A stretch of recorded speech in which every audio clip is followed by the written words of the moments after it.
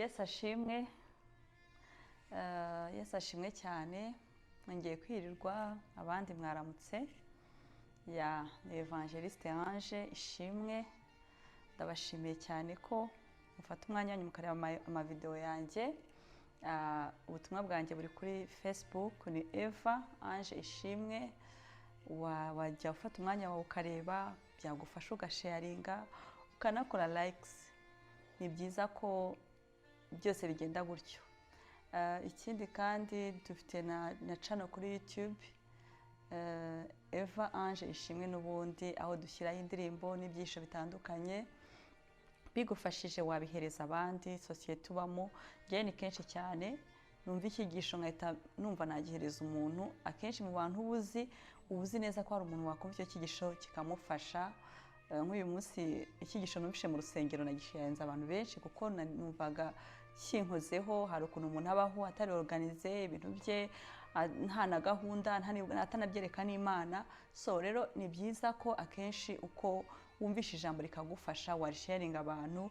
Ushobora no kubinkorera nanjye pe, kugira ngo nanjye cano igende hirya no hino, ibyo mvuga abantu bashe kubyumva.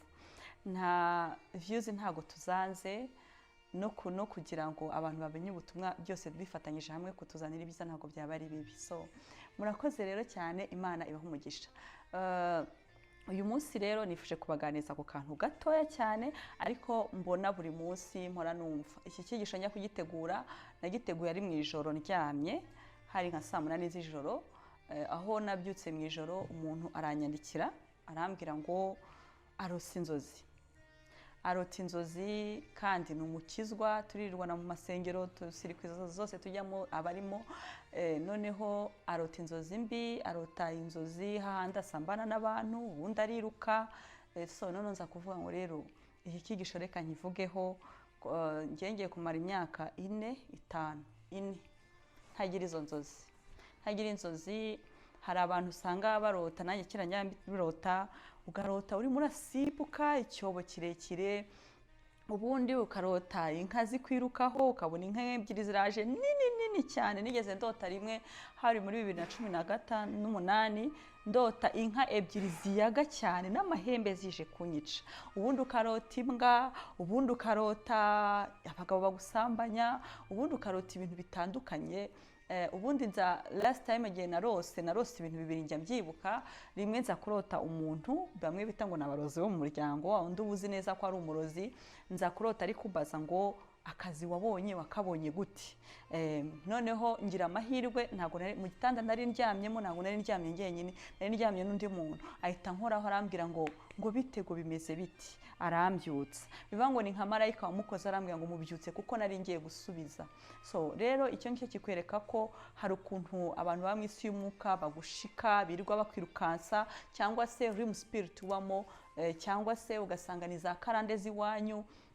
So ahangaha rero ibyo bintu wumva abantu benshi bavuga ngo ari karande ziwanyu, ngo nturota umeze gutya na gutya, ngo urota ibi n'ibi, ugasanga ni ibintu by'umwijima gusa. Ni ibintu by'umwijima. Nk'uwo muvandimwe yari abimbwiye, nahise mubwira ntoke ndatuza gatoya, mfata igihe cyo gutekereza amagambo ndi bumubwire n'icyo agomba gukora. So maze kubabwira rero ngo maze imyaka 4 izo nzozi ntazirota, sibyo? Hari ikintu rero amaradiyo akora, amaradiyo, aya masatelite, izi nsinga zose zifasha amaradiyo gukora, sinzi niba mukizi, babyita ngo broadcasting. Ukuntu ushobora kujya ubona amashusho y'ikintu. Amashusho rero ubona cyangwa ibyo, kuko muntu yarambwiye ikintu ngo igihe cyose azi ko agiye kwakira amafaranga yumva ibintu biza bigakura amafaranga mu ntoki ze, sibyo? So nari mvuze kuri broadcasting, nuvuga ngo amakuru kurura ajyanye n'ubwami ubamo, sibyo? Amakuru kurura ibintu wirirwa muvuga, ibintu bikubaho. Hari umuntu ugenda mu nzira akajya yumva abantu baramugenda inyuma, hari umuntu uzenguruka inzu akavuga ariko hano hari umuntu. ayo makuru yose ugenda ukurura mu buzima bwawe ni amakuru ajyanye n'ubwami ubamo, sibyo? Ntushobora kuba uba mu bwami bwa Kristo ngo uhore uri gutuninga ibyo bintu ngo ari byo uhora ubona, izo nka zikwirukaho, abarozi bagushinga. Uwo muntu wambaje ngo akazi wabonye wakabonye gute? Bigaragaza ko niwe suruse yuko ntari mfite akazi. Yese yibaza ngo yaduciye mu biganza gute? Murabyumva yabigenjeje gute? Noneho muri Bibiliya Habakuki aravuga, iki cyanditswe ntekereza ko abantu benshi bakizi, nibyo nababwiye ngo ijambo ry'Imana ririmo ama revelation menshi, buri wese afite ukuntu abyinterpreta, sibyo? Bitewe n'uko umwuka yabimuhaye. Hano Habakuki aravuga ngo nzahagarara hejuru y'umunara, ngwaho ndindira, kandi nzarangaguza ndebe aho ari numve icyo ambwira, sibyo? Umuntu uhagaze hejuru y'umunara abasha kubona ibintu byose biza bimusanga. Kera ndabyibuka iyo batwisha amasengesho ya deliverance, y'intambara n'iki, najyaga numva batubwira ngo dusubiremo, ngo mpagaze ku munara, ngo ikizajya kiza cyose ngo kijye kinyerera, sibyo? Bivuga ngo uhagaze hejuru ku munara w'ikintu, nta kintu burya usibye ibyava hejuru utazi, ariko ibintu byinshi duhura nabyo muri isi biva muri isi turimo, sibyo? Ikiza kigusanga cyose ubu kireba. Hano rero Habakuki aravuga ngo nzahagarara hejuru y'umunara, ngo aho ndindira, kandi nzarangaguza ndebe aho ari numve icyo ambwira. Sitasiyo y'umunara uhagazeho rero niyo makuru ufata. Impamvu urarurota ibyo wumva ibigushikura, wumva bigize gute, wambaza uti se umaze imyaka 4 gute ibyo bintu utakibirota? Chaque fois narotaga ikintu cy'umwijima. Tuvuge for example, ndose nk'umuntu mu nzozi kandi yarapfuye, murose rimwe, murose kabiri, murose gatatu. Nahita nkamubwira ntumva rero ntuzagaruke. Niyo mpamvu Satani atinya umuntu uzi identité ye, umuntu uzi icyo Kristo yakoze ku musaraba, umuntu uzi icyo yahindutse cyo kubw'agakiza, sibyo? Ahangaha urumva ko base yo kugira ngo utangire urwane intambara nk'iyo utsinde ibyo bintu byose, bisaba ko ubanza ukagira gute, ugahishurirwa uwuriwe, ugahishurirwa identité yawe iyo ariyo, kuko ntago turi mu isi y'abapfuye, turi mu isi ya Satani. Iyo wakiriye Kristo nk'umwami n'umukiza, ugiye mu bwami bw'Imana, ugiye mu bwami bw'amahoro, ugiye mu bwami bw'amakuru meza, sibyo? So rero nagiye nkura n'ibyo bintu, nahura n'icyo kintu ngahita nkubwira ntuzagaruke, wowe warapfuye, ntuzagaruke, nta sezerano dufitanye. Kandi ugasanga sometime ni umuntu mufitanye isano, yari umubyeyi wawe, yari iki, kuvuga ngo ugende uruhukire mu mahoro rwose, ntuzagaruke. Ibyo ngibyo rero ntiwabimenya udahagaze ku munara. Umunara uhagazeho rero niwe ukuhishurira abashitsi ugira, ibyo wirirwamo, ibyo uvuga, ibyo ukora, effect z'ibintu byose urabibaza ngo byavuyehe, sibyo? Ntago najya mu buzima bwanjye bwose ngo bivuge, ariko hari igihe uhishirirwa ngo mu gisekuruza cyacu kuri 5, kuri 6, kuri 4 harimo umuntu umeze gutya. Niyo mpamvu usanga iyo bakorera abantu deliverance bavuga ngo nitandukanyije n'igisekuruza cyanjye kuva kuri 1 kugeza kuri 7. Ibyo bakoze byose nitandukanyije nabyo, ndi umwana w'Imana. Ariko mu gihe cyose ukiri muri your realm spirit, ukibona izo nzozi, ukibona ayo mayereko, ukibona ibyo bintu bidasobanutse, uba ufite ahantu uri. Mfite umukuzine wanjye afite yicara abona abantu baje kumwica, baje kugira gute, sometimes akabona amashusho ni umugabo uje kumwica, kandi umugabo we nta kintu bimutwa, nta kintu yakoze, kugeza naho afata abana akabicaza mu rugo bakamara imyaka n'imyaka, kubera ngo yumva amabuye amabuye bamutera ngo ku nzu, ngo urumva uyo tuning afite iyo broadcasting. So rero hano ndashanyira mabwire ngo hano nasomye icyansi bivuga ngo nzahagarara ku munara. Iyo umuntu ahagaze ku munara abasha kumenya amakuru, sibyo? Ariko ni uwuhe munara wahagararaho kugira ngo ayo makuru utekuyumva? Hano Habakuki yaravuze ngo nzahagarara ku munara mbashe kumva icyo ambwira. Hasi harakomeza aravuga ngo maze Uwiteka aransubiza ati, andika ibyerekanywe ubigaragaze ku maboko kugira ngo kumbaho, kugira ngo ubisomye abyihutire. Kuri B yayo sica kwavugaho, ariko hano aravuze ngo maze Uwiteka arambwira, kubera ko umunara yarahagazeho yabashe gukurura amakuru y'Uwiteka, sibyo? Arangije ngo Uwiteka aramubwira ngo andika.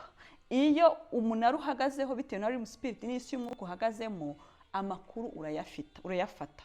Ngubu hari nk'umuntu maze ijyanganiriza ni mubiseke, abambwira ngo ukuntu abona ngo abami bategetse u Rwanda, abona ngo ba Ruganzu, abona ibyo bintu. Urumva ayo makuru akurura, urumva iyo realm spirit arimo uwo muntu akeneye kuza agahagarara ku munara nyawo. Guhagarara ku munara rero, kugira uhagarare ku munara muzima, ni ukuva muri ubwo bwami ukamenya identite yawe kwanza, ukamenya ko ubwo ibyo bintu byose byagiye, kuko ayo makuru ubona deja ntabwo ava ku Mana, ni amakuru ava mu isi y'umwijima. Ukavuga ngo rero kugira ngo mpagarare ku makuru meza, aho urabona ya ndirimbo ya 81 iravuga ngo amakuru y'umurwa, ni amakuru y'ijuru, ni amakuru y'ubwami bushyashya. Uwo banza ugomba kubanza mindset yawe ukayisetingamo ngo ndi umwana w'Imana, ibyakera byararangiye, sinkiri anje wa kanaka ku maraso, sinkiri umwuzukuru wa kanaka ku maraso, nako mu mwuka ndi umwana w'Imana. Ukamenya identite yawe, ukamenya ko wahinduwe umwe na Kristo. Noneho icyo kintu wamara kukimenya, ugahagarara sasa ku munara muzima. Ku munara muzima rero Bibiliya itubwira mu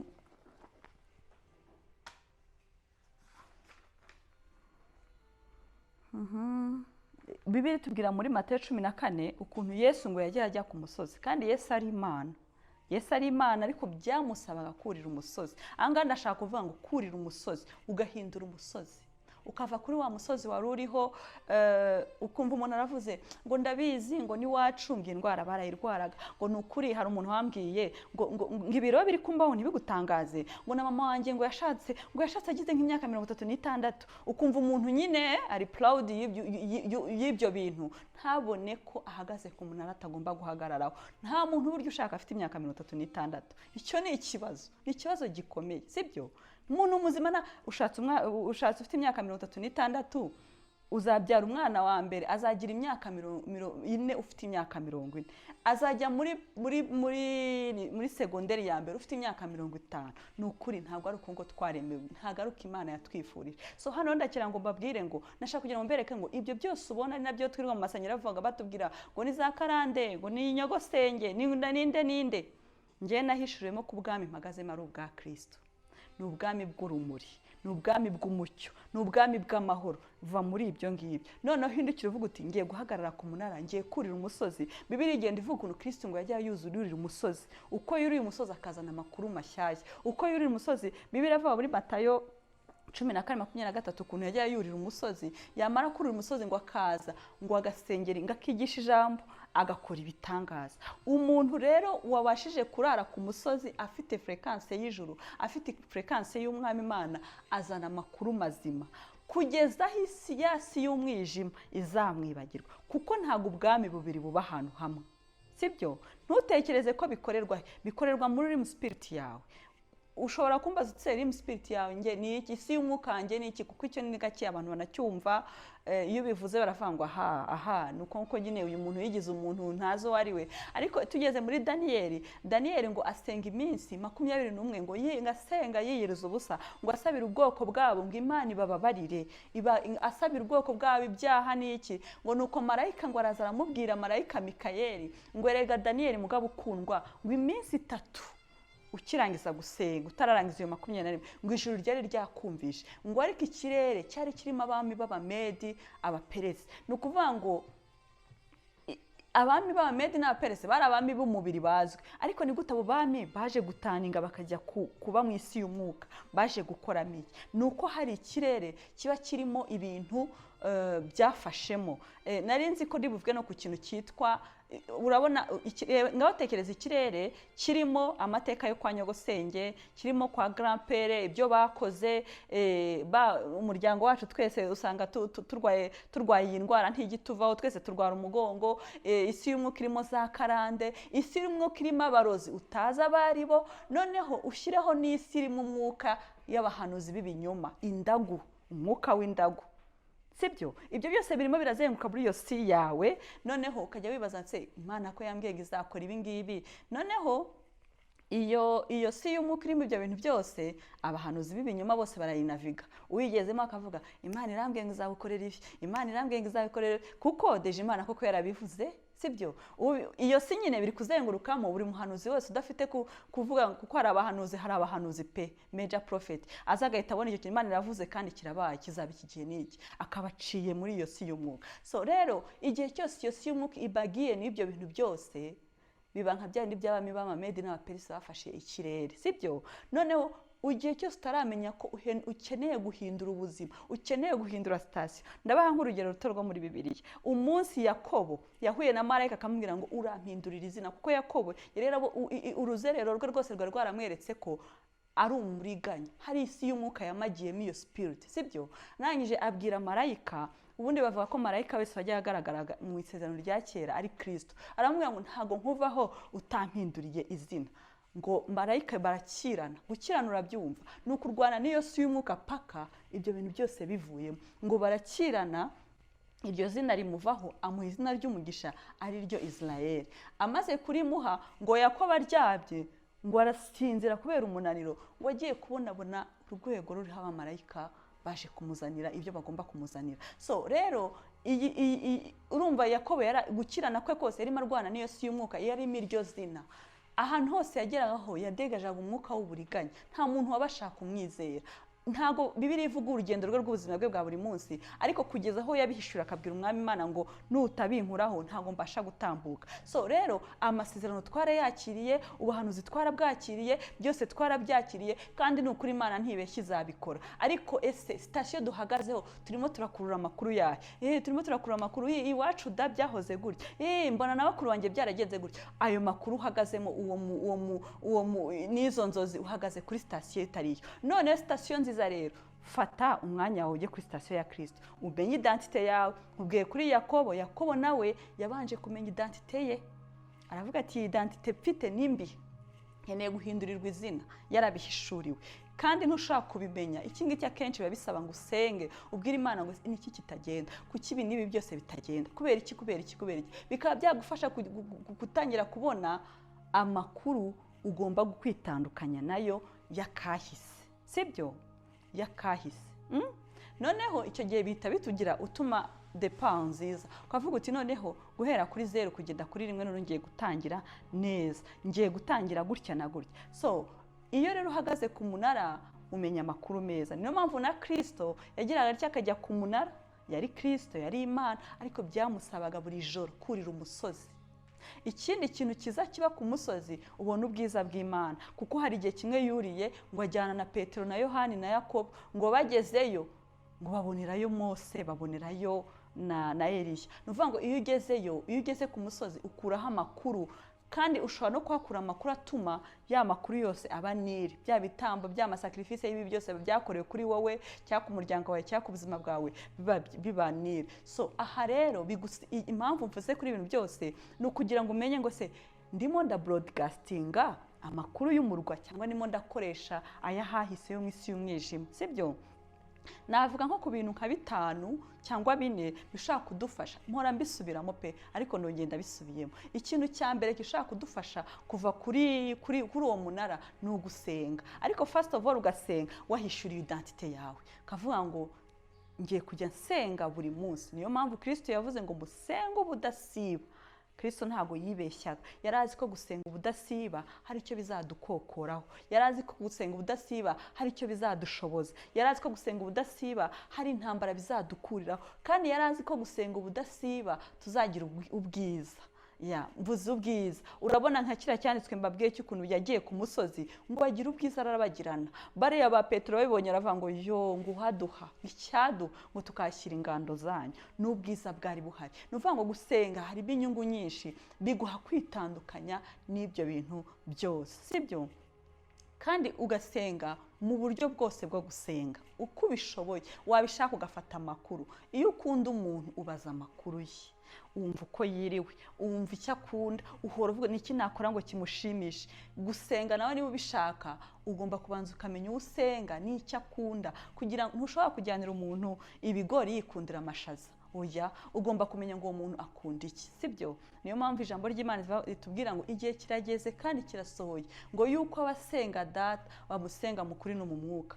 Mu kuri no mu mwuka ni ahantu ushobora guhishurirwa icyo umwami usenga ashaka.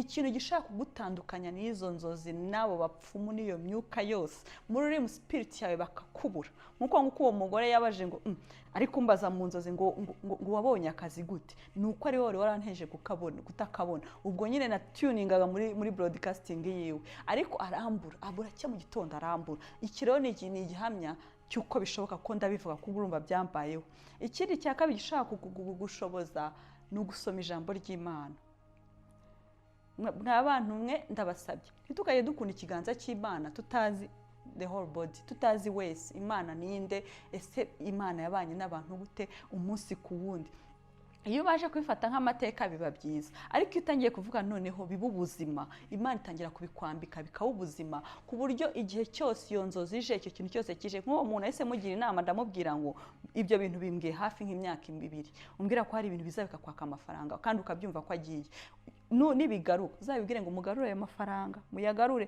kuko uzaba warasobanukiwe identite yawe mugarure ibyanjye nurangiza ubibwire mwese mugende kuwabatumye kandi ntimuzagaruke sibyo kubera ko ntekereza ko abadayimoni babwira Yesu Kristo ngo duhuriye mwana w'Imana baramubwiye ngo igihe cyacu ntikiragera igihe cyazira dayimoni ntikiragera ntago ntushobora kuzica ngo uzimare n'ubundi hazaza izindi as long as your altar iba yarakozwe n'ubundi haza izindi ahubwo urazibwira mugende mubwire n'abagenzi banyu ntimuzagaruke ahangaha uzi identite yawe utagira kwatura amagambo y'ubutsinzi sibyo Bibiliya iravuga mu Baheburayo igice cya mbere gutyo hasi aravuga ngo iby'abamarayika Imana yarabivuze yarabidefinishije bivuga neza ngo yabahinduye imiyaga sibyo ngo ariko igeze ku bana b'Imana ibahindura ibirimi by'umuriro icyo gihe uramubwira ubwirizo demo mugende ntimuzagaruke hano hari umuriro hari ukuntu bajyaga batwisha kwatura ngo tujye tuba ngo turi ibirimi by'umuriro aho dukandagiye abadayimoni barapfa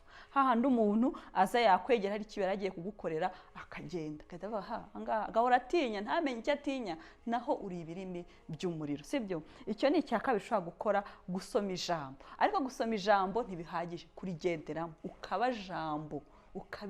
ijambo rikaba wowe ijambo ukajya uryuza amanywa nijoro iyo sora avuga ngo uryuza amanywa nijoro ngo nibwo uzahirwa muri byose hasi kuri bene avuga ngo mbese ni isezerano riri conditionnel nibwo uzahirwa mu byo ukora byose iyo ni kabiri gatatu rero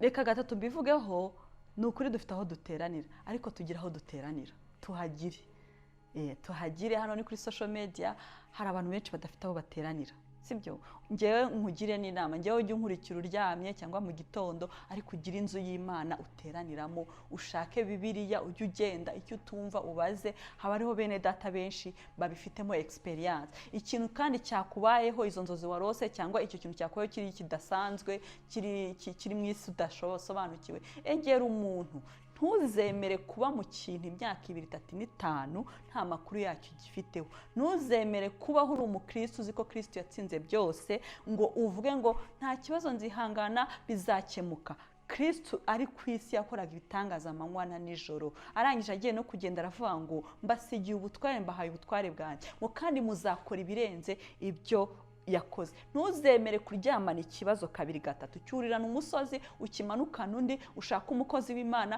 kugeza aho Imana izavuga ngo yo uri arimo aranshakana umwete kandi agomba kumbona sibyo ntuzemere gira ahantu roteranira ugira abamento ugira abantu bagukurikirana nta mwana uvuka adafite urugo avukiyemo nta mwana ukura adafite ahantu arerewe kereka zamayibobo icyo nacyo ni ikindi kintu cyiza ushobora gukora ni icya gatatu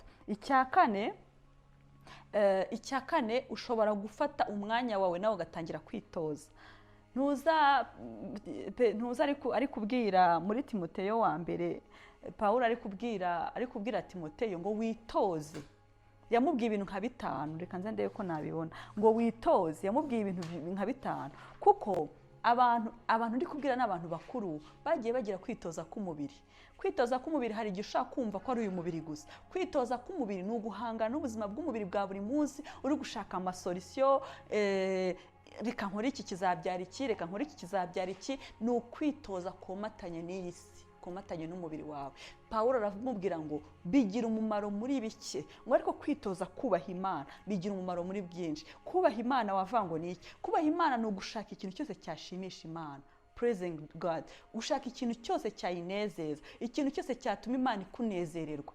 Buri munsi ukavuga ngo Mana naha ntabwo mpashoboye, kuko Kristo ntabwo yazi yabashoboye, nta nabari bahari byari byarabananiye, sibyo? Ariko ukavuga ngo ndaje Mana naha ntabwo mpashoboye, ndashaka uhakore neza kugira ngo mbashe nanjye kugira ngo nkore ibyiza neza, sibyo? Nubona umuntu uri kwishima mu mutwe udasokoza iki, uzabanza umenye ko byabanje gupfira muri w'indani, niho byabanje gupfira. So iyo ufashe umwanya ugatravaya kuri character yawe, ugatravaya kuri wowe indani, bigufasha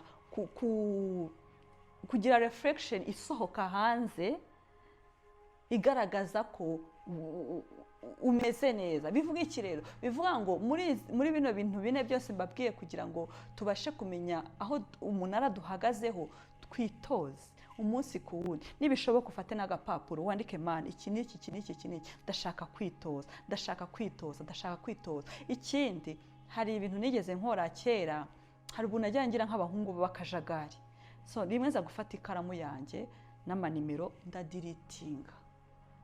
Iyo ushaka kugira ubuzima buri organize, hari ibintu byinshi uvamo, sibyo? Kuko Satani we arakoresha igihe cye, umuryango wose ufunguye arawinjira. Ikintu cyose ucreatinze mu buzima bwawe ntushobora gufatanya ubwami bubiri. Ntushobora kuvuga ngo ngiye nkurikiye Kristo, ndashaka kubaho nkomeye ni mu Mana, ngo ujye no kuvuga ngo ngiye no mu by'isi bifatanye. Ntawe ukeza abami babiri. Niba ufashe ibya Kristo, utangira wiga ibya Kristo, utangira kuvuga ngo abana ba Kristo bavuga gute, bagenda gute, basohokera, basohokana n'abandi, bavugana n'abandi, utangira umenye ngo bese wubake character yawe, kandi ntuzaregreta, uzavamo umuntu muzima, uzavamo icyitegererezo. Imana yitegereje uriya mugabo ntuza Enoki, iramureba iravuga n'ukuri uyu ntakwiye kuba mwiza, ngiramutwara. Bibiliya bivuga akantu gatoya mu Baheburayo kongera muri Yuda, akantu gato kuri Enoki twamenye. Imana ntiyashatse ko tubimenya byose revelation kuri we, ariko bibona how come yari afite ubwiza budasanzwe, yari yarubakitse, yari afite ubwiza busa n'Imana, ku buryo Imana yavuze ati uyu muntu umurekeye muri iyi si namutakaza, hagize akantu kamwanduza nababara, sibyo? So rero duharanire kuba beza kuko birashoboka, duharanire gukora ibyo Kristo yadutegetse, birashoboka, duharanire kubaho natwe ubuzima buduha amahoro, kuko ubwo buzima navuze bwa mbere nta mahoro buduha. Ntusinzira, ubyuka wumva abantu bagukubise, wirirwa wirukanka, ugira cyangwa ugiye kubona ikiraka umugabo w'ijoro akabatemo cyangwa umugore w'ijoro, ugira cyangwa ugiye kubaka inzu dayimoni yiwanyu itubaka ikavuga atarubaka se yubaka iki, kubera ko utasobanukiwe ko umunara wari uhagazeho wawuvuyeho, sibyo? Kubera ko utabisobanukiwe. So nagira ngo rero mbabwire ngo umunara uhagazeho udefinisa outcome, ikikuvamo kidefinisa umunara uhagazeho, sibyo? Sinanze ko mujya mu bapasiteri b'abahanuzi, sinanze ko mujya gushaka ubufasha, mubikora, ariko ubanze wige wowe mbere yo kujya ujya gushaka ubufasha bwo hanze. Kandi numara kwihishurirwa, hari revelation nagize muri no minsi numva ni nziza cyane. Abraham ava kwa Tera akagenda akaba muri ya misozi ya hehe n'umugore we. Abraham nta muhanuzi yahuye nawe. Abraham ntitwigeze twumva ngo igicu cyakubise Imana ivugana nawe. Abraham nta mukozi w'Imana wamuhanuriye. Abraham nta mategeko yamuhaye yigeze amutegeka Abraham ukora ibi, ariko Bibiliya ivuga ngo Abraham yari inshuti y'Imana, nta kimana yamuhishaga. Ese wowe ni gute wagira intimacy n'Imana ukajya wumva amakuru y'Imana, ugahagarara ku munara ugakurura iby'ijuru, warangiza ugakenera abahanuzi, ugakenera n'abaki bose? Ntago mbyanze mumbabarire, ariko banza wubake ubusabane n'Imana, wubake wowe use nayo, urebe ko ari byizaguhisha. Izaguhishurira ibyawe, nirangiza iguhishurire n'iby'abandi, iguhishurire n'ibyenda kuba. Ndabakunda cyane. Imana yo mu ijuru biteho, reka ducumbikira aha ngaha. Imana yo mu ijuru nsenga buri wese mwumvishe kino kintu, sibyo? Inzozi mbi iki ntuzongere no kurenganya abantu barakwanga. Abantu barakwanga nyine ko nta gikundiro ufite. Dushaka igikundiro ku Mana, dushaka ibyiza ku Mana, byose kwa Kristo birahari. Nabayeho mu buzima bwa nta gikundiro, mbaho mu buzima bw'igikundiro cy'isi, mbaho n'ubuzima bw'igikundiro cya Kristo. N'ibintu bibiri bitandukanye. Umukozi umwe gutya w'Imana ukomeye hano mu Rwanda yigeze ansanga ahantu nakoraga, ndamwitegereza.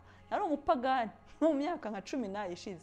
ndavuga ariko uyu mugabo ni mwiza koko, ntabwo nigeze nsobanukirwa ubwiza yari afite.